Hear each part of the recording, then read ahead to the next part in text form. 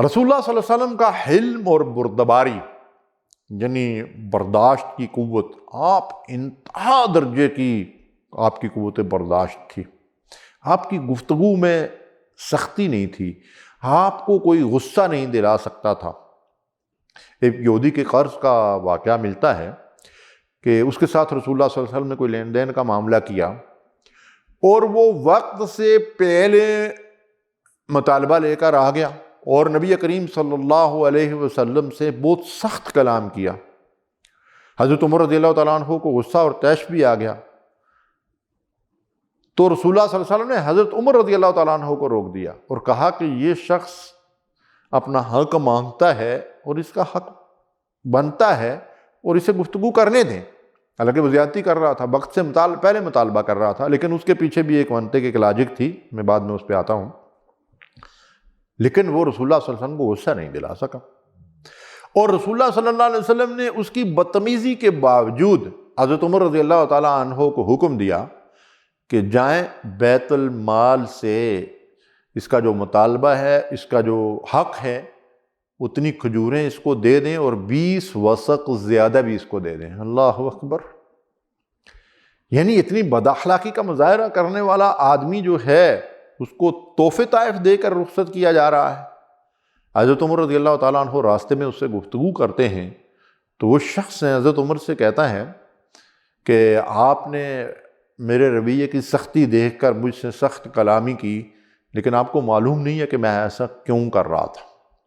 عمر، میں نے نبی کی اخلاقیات اور نبی کا مرتبہ اور مقام جاننے کے لیے باقی ساری چیزیں ان پیغمبر کے اندر صلی اللہ علیہ وسلم دیکھ لی تھی، جانچ لی تھی، پرکھ لی تھی، لیکن میں آپ کے حلم کو، آپ کے صبر و برداشت کو، آپ کی بردباری کو جانچنا چاہتا تھا کہ آپ کو غصہ تو نہیں آتا، آپ آپے سے باہر تو نہیں ہو جاتے، لیکن میں نے آج آزما لیا کہ یہ واقعی اللہ کے رسول ہیں۔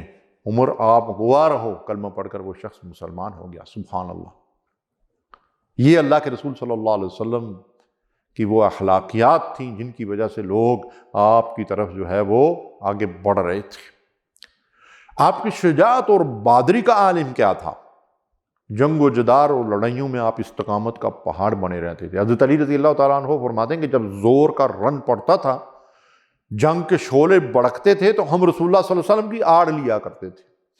اور غزوہ احد میں جیسا کہ میں عرض کر چکا ہوں کہ صرف کچھ لوگ باقی رہ گئے تھے، اللہ کے نبی صلی اللہ علیہ وسلم نے ان کو پکارا اور بلایا اور پھر ان کو جو ہے وہ اپنے گرد جمع کیا۔ ایک دفعہ مدینے میں یہ افواہ پھیل گئی کہ کوئی بڑا شدید خطرہ ہے، شاید کوئی دشمن حملہ آور ہونے والا ہے، تو صحابہ اکرام میں جو ہے وہ جلدی جلدی سے باہر نکلے اور ادھر ادھر مطلب یہ ہے کہ پھیل گئے تاکہ یہ معلوم کریں کہ خطرہ جو ہے وہ کس طرف سے ہے۔ تو لوگوں نے یہ دیکھا کہ اللہ کے رسول صلی اللہ علیہ وسلم باہر کے حالات کا جائزہ لے کر واپس آ رہے ہیں، اور آپ صلی اللہ علیہ وسلم نے لوگوں کو مخاطب کر کے کہا، ڈرو نہیں، پریشان ہونے کی ضرورت نہیں ہے، کوئی خطرے والی بات نہیں ہے، میں سارے حالات معلوم کر کے آیا ہوں۔ اللہ اکبر! سید القوم خادمہم، اللہ کے رسول صلی اللہ علیہ وسلم، مسلم اور بخاری کی یہ روایت ہے۔ تو اللہ کے نبی صلی اللہ علیہ وسلم کس قدر نیڈر، بہادر اور شجاعت والے انسان تھے، شرم و حیا کا آپ پیکر تھے۔ آپ کی زبان مبارک سے کبھی کوئی نازیبا کلمہ، بد کلامی، غیبت، کوئی ناشکری کا لفظ کسی نے نہیں سنا۔ سبحان اللہ!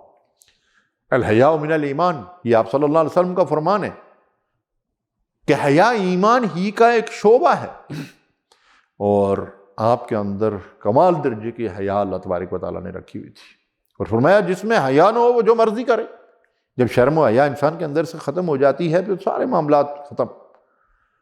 آپ صلی اللہ علیہ وسلم پردہ نشین کنواری عورت سے بھی زیادہ حیادار تھے، بخاری کی یہ روایت ہے۔ آپ نگاہ ہمیشہ نیچی رکھتے تھے، کبھی کسی عورت کے ہاتھ کو نہیں چھوا۔ بیعت کے لیے مرد حضرات کے ہاتھ میں آپ ہاتھ دیتے تھے، لیکن خواتین، حالانکہ آپ روحانی باپ تھے پوری امت کے، لیکن آپ صلی اللہ علیہ وسلم کی تعلیمات کو قیامت تک کے لیے انسانوں کے لیے نمونہ بننا تھا۔ ناظرین کرام، شرم و حیا اسلام کا زیور ہے۔ یہ صرف خواتین کے لیے ہی نہیں، مردوں کے لیے بھی ہے۔ اللہم صلی وسلم وبارک علی عبدک ورسولک وحبیبک محمد وعلی آلہ وصحبہ اجمعین۔ ناظرین، رسول اللہ صلی اللہ علیہ وسلم کی تمام عادات و اطوار اور آپ کی پوری زندگی اور آپ کے اخلاق کریمانہ ہمارے لیے بہترین رہنمائی ہے۔ اللہ رب العالمین ہمیں اس زیور سے آراستہ ہونے کی توفیق دے۔ وآخر دعوانا الحمدللہ رب العالمین۔